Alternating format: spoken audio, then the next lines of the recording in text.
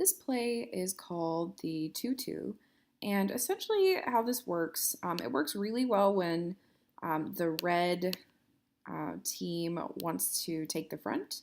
So let's say that they run up and they're like, oh yeah, we have somebody like Milla jamming and she loves taking the front, so we're all just going to come up here and take the front. Um, and we have to respond to that, right? I mean, we could choose not to respond to it, but I mean, that's a whole other discussion. So, what we want to do in this case is set up a 2-2. And basically, the way that works is that we'll take one set of two people and have them move to the front as much as possible. So, they're kind of like the front pair of two people. And then we might have two people choose the other side and be kind of slightly behind a little bit, just so that depending on where the jammer decides to go, they can funnel up to play either offense or defense. This is something we'll probably try more with our oh shit line, but I think it's a good thing for us to all kind of have in the back of our minds as an opportunity to try out. If we find that it's being successful, we may implement this during the bout. But basically the idea is that if the red jammer comes up here, we've got somebody here to deal with them, and then they're forced to kind of go this way, which would allow these folks to catch the red jammer, and then give us the opportunity to come around, right? Or to play offense, which would be fantastic in this scenario because, we've got the red jammer who's coming up here. And they're like, oh, hey, friends.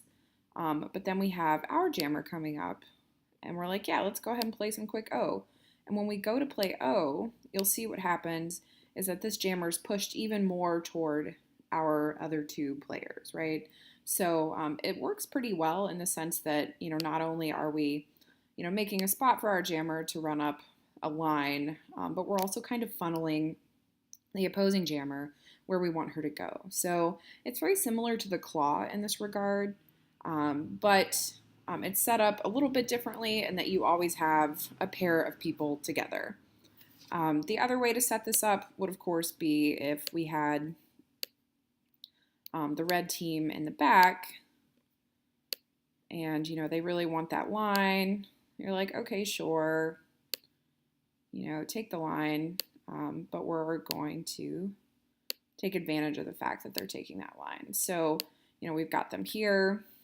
And then we have kind of our two people here, again, maybe staggered just a little bit. And then we have our other two folks here. Let's say they're kind of like that. So again, if the jammer decides to go this way, we've got people. If the jammer decides to go this way, we can pretty easily move, right? So we can rotate, or this person could even come around and brace.